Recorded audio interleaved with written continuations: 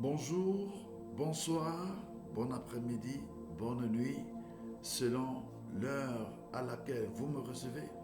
Je suis le prophète Samuel Bignou et le Seigneur m'a mis à mon cœur de vous enseigner en ces quelques minutes sur le jeûne et la prière efficace.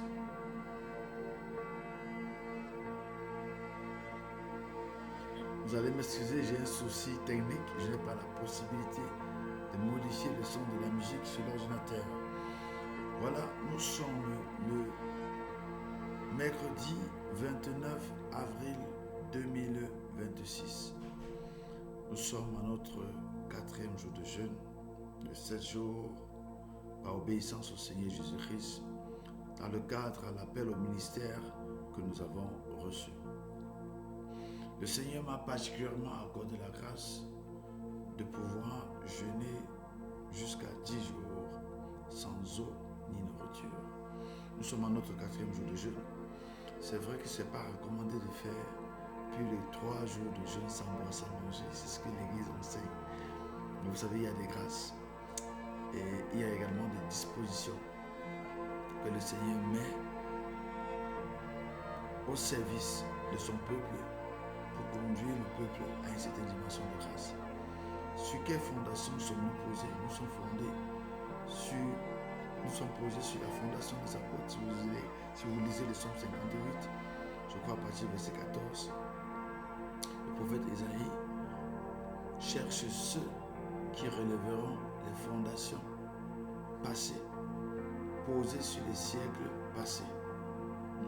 Ceux qui relèveront les fondations brisées, posées sur les siècles passés. Je suis en train de paraphraser, mais je n'ai pas le temps de lire cela. Nous sommes sur ces fondations. Nous sommes sur les fondations du prophète Yoshua. Nous sommes sur les fondations de l'apôtre Babalola. Nous sommes sur les fondations du professeur Zachary Sanifumi.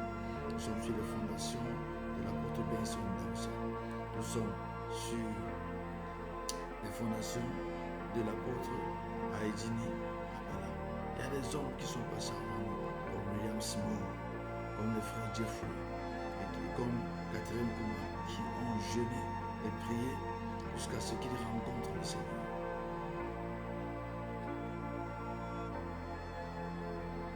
Ce n'est pas une illusion, ce n'est pas un mythe, c'est une réalité. Je fais ce message pour m'adresser à mes fils, ceux qui ont manqué la saison de jeûne de 7 jours, afin qu'ils se rattrapent pour jeûner au moins 3 jours sans boire, sans manger.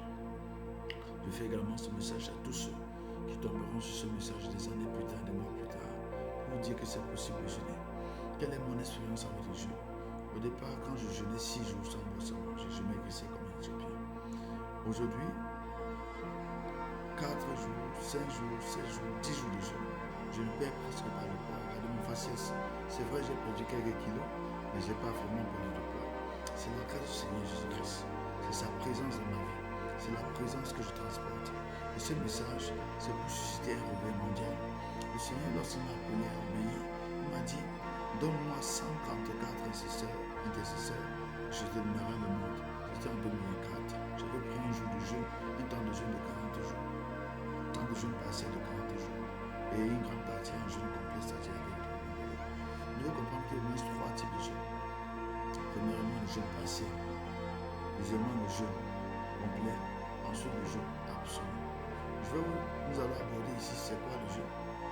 Le frère Zachary Sanifumi m'a fait un ouvrage magnifique sur le jeûne. J'ai déjà également enseigné mes premiers fils à la foi sur le jeûne. Cet enseignement il est complémentaire. Cet enseignement il est totalement complémentaire. Nous allons enseigner sur c'est quoi le jeûne. Nous allons également enseigner sur les types de jeûne. Puis nous allons enseigner sur les conditions de jeûne. Pour les résultats ou les fruits du jeûne, je n'en parlerai pas. Donc, c'est quoi le jeûne? Les types de jeûne. Puis les conditions de jeûne. Si vous lisez le livre de Joël, on parle du jeûne. Déchirez vos cœurs et non vos vêtements. Également dans le livre d'Ésaïe 58, on parle du jeûne. C'est ce que nous allons aborder clairement. Mais vous devez comprendre que le jeûne est une activité de veille. Premièrement, une activité de veille. Ce que ça dit, veillez et priez, car vous ne savez ni le jour ni l'heure. Si le volet viendra la nuit, veillez et priez. Donc le jeûne est une activité de veille spirituelle. Et c'est une instruction, c'est une ordonnance du Seigneur Jésus-Christ. Jeûner est une ordonnance. Vous savez, quand on est né de nouveau, on ne marche plus selon la loi. Nous marchons selon la foi. Et les nés de nouveau obéissent à la voix de Dieu. Donc tout né de nouveau doit pouvoir obéir à la voix de Jésus-Christ. Et l'une de ces voix disait, veillez et priez. Donc quand vous veillez, vous rentrez dans l'obéissance à l'ordonnance du Seigneur Jésus-Christ qui instruit à tous ses disciples d'être des veilleurs. Souvenez-vous, Jésus-Christ avait demandé à ses disciples, n'avez-vous pas pu veiller 1 heure avec moi? En réalité, il savait qu'il s'agissait un temps de veille. 1 heure représentait un temps. Vous devez comprendre qu'il y a au total 8 veilles, 4 veilles du jour et 4 veilles de la nuit. Quand Jésus-Christ dit veiller et prier, en réalité, il s'agit de veiller 24 heures sur 24 et de prier 24 heures sur 24. Le jeûne a pour bénéfice particulier de renouveler votre corps spirituel et de vous disposer à la prière. Ça, c'est la particularité du jeûne. Maintenant, quels sont les types de jeûnes que nous pouvons pratiquer? Il y a 3 types de jeûnes. Le jeûne partiel pour les plus faibles, pour ceux qui sont malades. Le jeûne partiel, il s'agit pour vous de vous priver, vous allez m'excuser extrêmement mal, de vous priver pendant un temps de repas. Mais vous devez comprendre que le jeûne n'est pas la privation physique. Il n'a rien à voir, c'est la dernière des choses.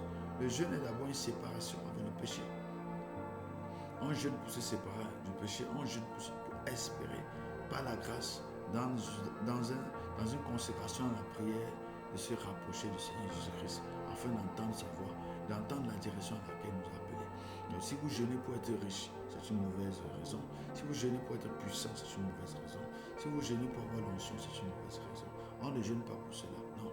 On jeûne pour se rapprocher du Seigneur Jésus. On jeûne pour avoir la grâce de se séparer du péché. Et pendant ce temps, ces 4 jours, je puis vous rassurer que je suis très en forme. J'ai un rendement au travail phénoménal.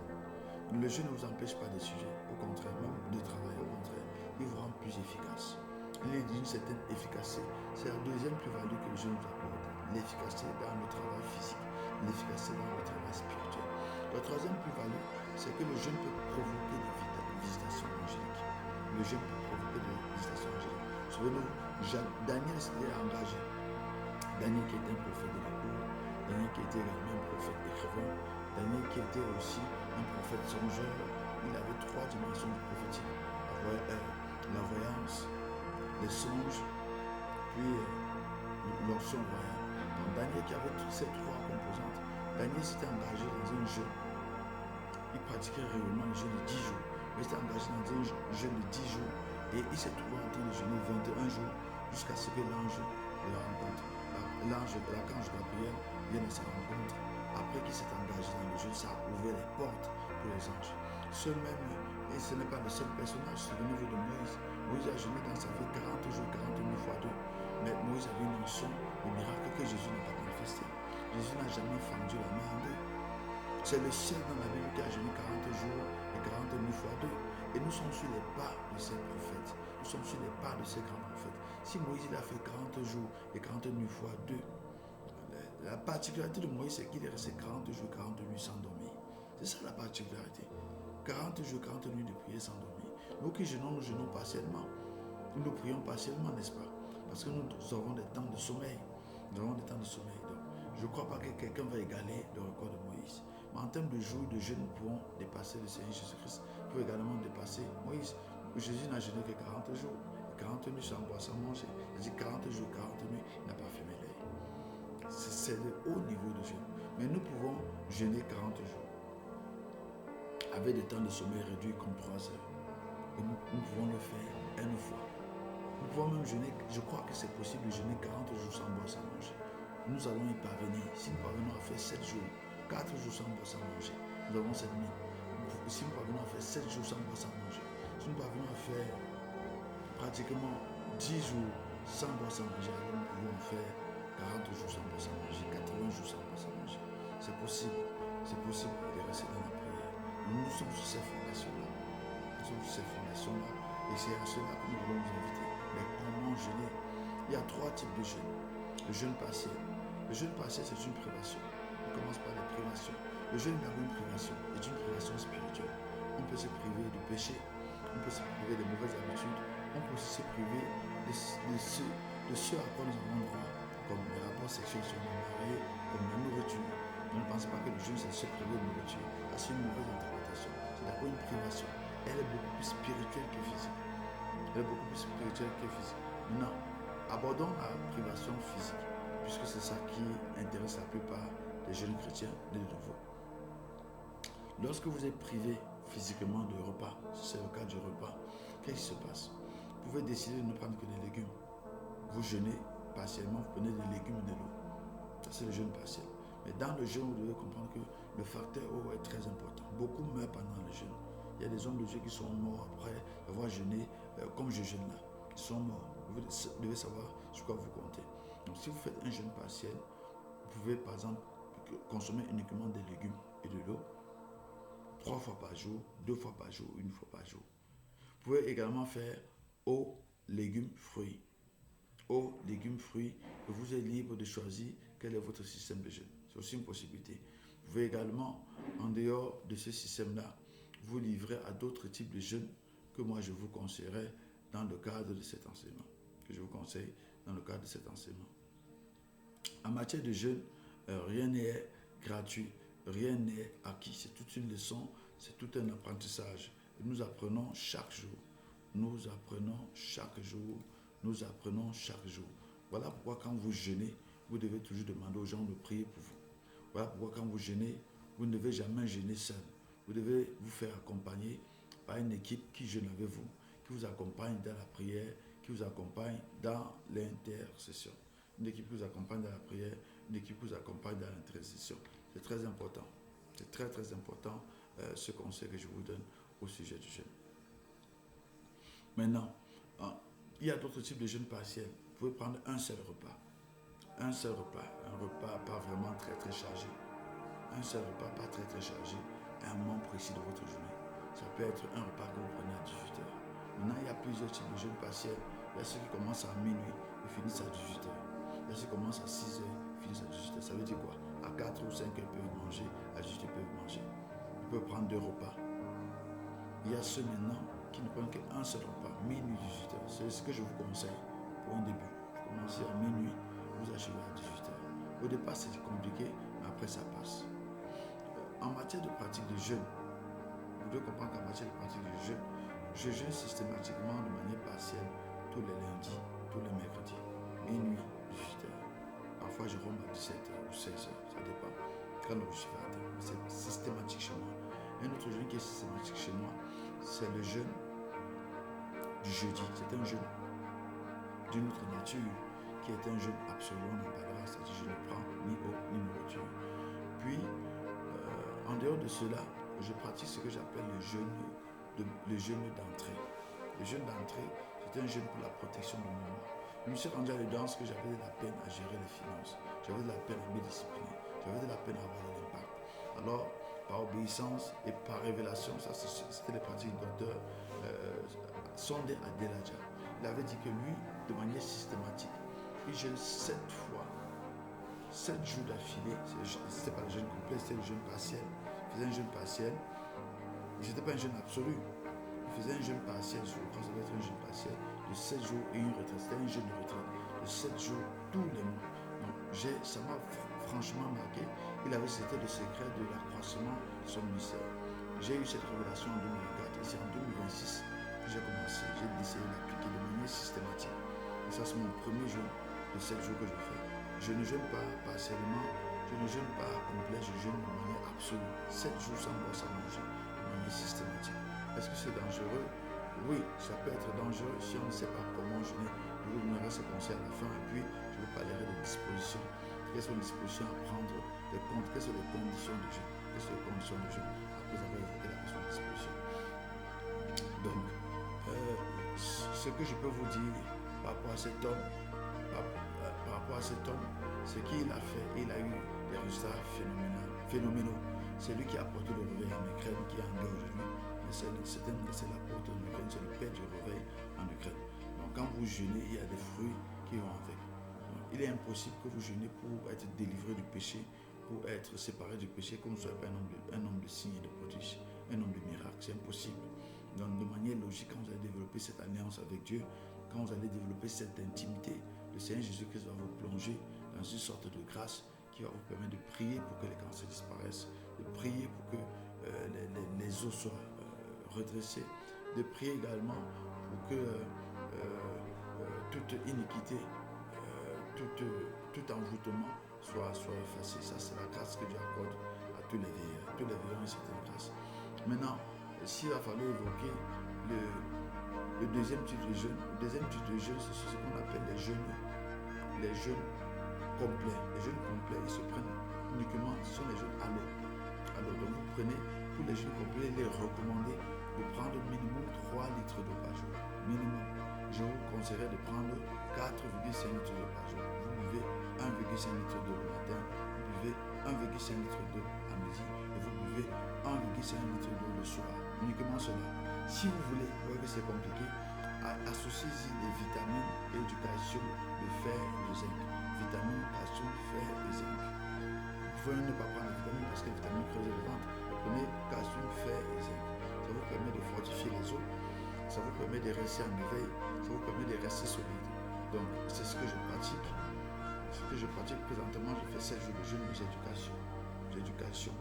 Et si vous avez des médicaments pour éviter des problèmes avec les levures, prenez-les. Prenez-les.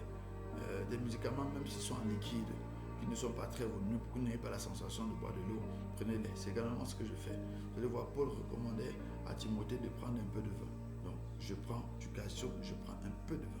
Juste 1, 2, 3 gouttes de vin, et puis ça me va. Ça permet de calmer mes vers. Parce que l'un des problèmes que j'ai eu après les longs jeûnes par le passé, j'avais les hémorroïdes. Moi qui ai prié, les hémorroïdes ont été guéris. Je me suis trouvé en train d'avoir les hémorroïdes. Donc quand vous faites des jeûnes à sec, comme je le fais, ce sont des jeûnes extrêmement dangereux. Vous devez veiller sur votre paroi intestinale, mais vous devez aussi veiller sur vos cellules. Pendant le jeûne, au 5e jour, il y a comme une régénérescence. Le cycle reprend son cours. Si vous avez des maladies, elles vont disparaître naturellement. Ça, c'est aussi un des avantages. Les maladies vont disparaître automatiquement. Quand j'ai commencé à prier que les malades ont commencé à guérir, c'est parce que j'avais le chlamydia. J'étais pécheur, j'avais le chlamydia en 2018. J'ai eu le chlamydia. Je suis rentré dans un jeûne de 8 jours sans boire, sans manger. Au 6e jour, j'ai commencé à pisser sans arrêt. C'était la guérison. J'avais fait mes examens pendant le jeûne. On m'a diagnostiqué le chlamydia. J'étais terrorisé. J'ai dit, Seigneur, guéris-moi. Le Seigneur m'a guéri au 6e jour. J'ai commencé à uriner sans arrêt. Et à partir de ce jour, j'ai commencé à prier les malades. Il y a beaucoup de grâce qui accompagne le jeûne. Mais je ne vais pas parler de ces grâces ici. Je préfère vous parler des conditions. Et là, les grâces, c'est vraiment le surcroît. Matthieu 6, verset 33. Cherchez d'abord le royaume des cieux et sa justice. Commencez d'abord par veiller et prier. Puis le reste, les guérisons, les puissances, vous viendront de surcroît. Vous ne devez pas jeûner pour le surcroît. Non, c'est une mauvaise intention.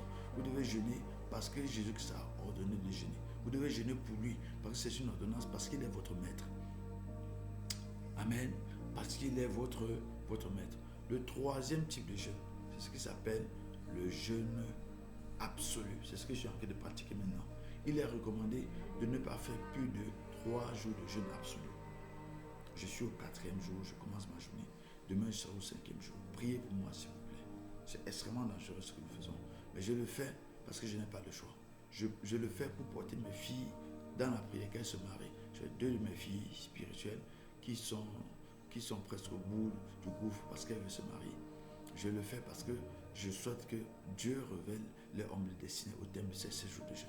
Que les hommes de destinée soient révélés. Et si vous aussi vous cherchez des filles vierges pour le mariage, ça veut dire que vous faites partie de ceux à qui ce message était adressé. Vous faites partie des hommes à qui ce message était adressé. Il y a 2 filles qui sont dans ma maison, qui sont là, se marier, 2 belles filles, 2 magnifiques filles, une grande taille, une de taille moyenne, une très brune, une de teint noir. Voilà, ce sont 2 filles qui cherchent les hommes de la destinée. Si vous êtes au Cameroun, si vous êtes à l'étranger et que vous tombez sur ce message et que vous sentez dans votre cœur que Jésus a la femme de votre destinée dans ma maison, n'hésitez pas à me contacter au plus 237 698 94 87 99. Dieu m'a révélé le profil type des maris de mes filles. Il y a un qui travaille dans le secteur des finances et il y a un qui normalement est appelé à beaucoup voyager. Donc, que vous soyez au Cameroun, que vous n'êtes pas au Cameroun, on m'a dit qu'il viendra la prendre et il repartira. Peut-être que vous êtes au Cameroun, ça ne dérange pas. Vous pouvez la prendre et vous repartirez. Donc, si vous êtes intéressé, nous avons également lancé ce que nous appelons l'école de préparation au mariage, qui vous prépare pendant 6 mois minimum au processus du mariage. Et nous avons des enseignements dans ce cadre-là qui sont disponibles sur notre plateforme YouTube.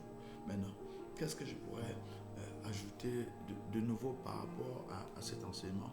Je souhaiterais finir à 30 minutes afin que cet enseignement soit disponible sur nos 2 plateformes, sur YouTube et sur Facebook. Maintenant, voici les conditions de jeûne. J'ai évoqué le type de jeûne. Voici les conditions de jeûne. Donc, peu importe ce dans quoi vous vous lancez, vous devez savoir que si vous ne faites pas ceci, si vous ne remplissez pas ces 4 conditions que j'ai évoquées, elles doivent être totalement remplies. Votre jeûne ne sert à rien. Donc, c'est ici la série sur le gâteau, les 4 éléments qui vous permettent d'effectuer un jeûne efficace. Le premier élément, ça s'appelle la disposition en vue d'une consécration. La disposition en vue d'une consécration. Vous allez voir dans le livre d'Ésaïe 58, il est écrit que nous sert de jeûner si tu ne le vois pas. Pourquoi nous humilier si tu ne prends pas garde? Au jour où vous jeûnez, vous traitez vos affaires et vous exploitez tous vos ouvriers. Vous passez votre jeûne en procès et en querelle et en frappant du poing avec méchanceté. Au jour où vous jeûnez, vous traitez vos affaires. Vous traitez vos affaires. Non, non, non, non, non. Dans cette version biblique, on dit vous faites ce que vous voulez. Non. Vous devez disposer ce temps. Ce n'est pas que vous jeûnez parce qu'on vous a demandé. Disposez le temps pour jeûner. Ce sont ensemble. Disposez-vous. Disposez-vous. Donc c'est une disposition en vue d'une consécration. Une consécration dans quoi? Dans la prière. Il y a des gens qui jeûnent, mais ils font la grève de la faim. Le jeûne n'est pas la grève de la faim. Ceux qui font la grève de la faim, ils ont jeûné, ils ont utilisé le jeûne comme une arme, ils ont fait la grève de la faim. Mais le jeûne n'est pas la grève de la faim. Le jeûne, c'est une activité de veille en vue d'une consécration. Vous consacrez à la prière. Pour ce programme de jeûne, pour chaque jour, le conseil que je vous donne, si vous voulez aller plus loin, j'ai passé de temps, je pourrais vous donner des stratégies, un guideline, un guide pratique pour jeûner de manière efficace. Donc si vous avez besoin de ce guide, contactez-moi eBay et je vous donnerai le conseil sur comment jeûner de manière efficace par rapport au guide. Là, je vous donne déjà les idées. Au niveau de la stratégie, je pourrais aller plus loin avec vous. Donc, c'est ce qu'il faut absolument faire. Vous allez voir au verset 13, Isaïe 52, verset 13, il dit, si le jour du sabbat, tu ne travailles pas, si tu t'abstiens de traiter tes affaires en ce jour qui m'est consacré, si pour toi le jour du sabbat est un temps de délice, si le saint jour de l'Éternel, tu le tiens en estime, et si tu le respectes, en t'abstenant de faire ce qui te plaît, de traiter tes affaires et de tenir des longs discours, alors tu trouveras ta joie en l'Éternel et sur les hauteurs du pays, je te transporterai, je te donnerai. Voyez, si le jour du sabbat, tu ne travailles pas, tu t'abstiens de traiter tes affaires. Jésus-Christ a démontré que le jour du sabbat n'est pas dimanche, que le jour du sabbat c'est chaque jour. Le jour du sabbat du Seigneur c'est chaque jour. Depuis que Christ est ressuscité, chaque jour est le jour du Seigneur. Chaque jour il faut prier, chaque jour il faut évangéliser, chaque jour il faut méditer, chaque jour il faut se consacrer. C'est chaque jour, même en étant au travail. Et le prophète Yeshua a enseigné sur comment garder le Seigneur Jésus-Christ, comment garder la parole de Dieu, même lorsqu'on travaille. Ça sont des techniques qu'on peut également vous enseigner. Donc, on a vu que la première des choses à faire, la première des conditions, c'est ce qui s'appelle la disposition en vue d'une consécration. Maintenant, la deuxième condition, c'est ce qui s'appelle l'intégrité. L'intégrité de celui qui jeûne.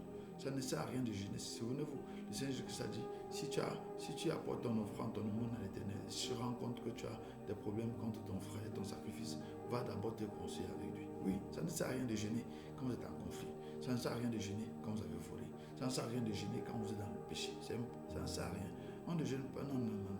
Vous devez d'abord vous séparer du péché, totalement, radicalement, pour rassurer que vous êtes saint, en état de sainteté, en état de grâce. Et l'une des questions à se poser, c'est est-ce que je suis digne de jeûner? Que le Seigneur vienne maintenant dans ma vie, est-ce qu'il va trouver un péché non confessé? Donc vous devez confesser ce péché-là pour en être digne et pour rentrer dans un temps de grâce. Vous allez voir, il est écrit ce qui s'appelle l'honnêteté du chrétien, n'est-ce pas? Est-ce que le jeûne, vous allez voir, ce n'est pas des jeûnes comme ceux d'aujourd'hui que vous ferez entendre vos prières là-haut? Non. Est-ce cela le jeûne auquel je prends plaisir? Est-ce cela un jour où l'homme s'humilie? S'agit-il de courber la tête comme un jonc et de vous étaler sur la cendre? Non, non, non. Donc rassurez-vous que vous êtes en toute intégrité. Et ici, il s'agit de déchirer son cœur et non son vêtement. Donc le cœur est plus important. La troisième condition, C'est ce qui s'appelle la repentance. Elle est complémentaire à la première. Vous allez voir, il est écrit dans Isaïe 58, verset 3. Pouvez-vous appeler cela un jour de jeûne que l'Éternel agrée? Le jeûne qui me plaît est celui qui consiste à détacher les liens. Amen. Détacher les liens. 1. Détacher les liens de la méchanceté. 2. À délier les courroies de toute servitude. 3. À mettre en liberté tout ce que l'on opprime. 4. À briser toute espèce de joug. Voilà quand on parle de repentance. Il y a 4 dimensions de la repentance. 1. Détacher les liens de la méchanceté. Vous devez pardonner, offrir le pardon. 2. Délier les courroies de toute servitude. Vous devez être juste avec ceux qui sont autour de vous, vos employés, vos familiers, etc. 3. Mettre à liberté tout ce que l'on opprime. Arrêtez d'oppresser les gens. Arrêtez d'être méchants. Vous devez être des personnes loyales. 4. Briser toute espèce de joug. Vous devez vous engager pour batailler contre les jougs qui pèsent sur votre famille. Les jougs d'iniquité, c'est un joug de péché. Donc voilà. Maintenant, vous devez comprendre que la repentance comprend au moins 5 étapes. La première étape de la repentance, il s'agit pour celui qui se repent de renoncer au péché.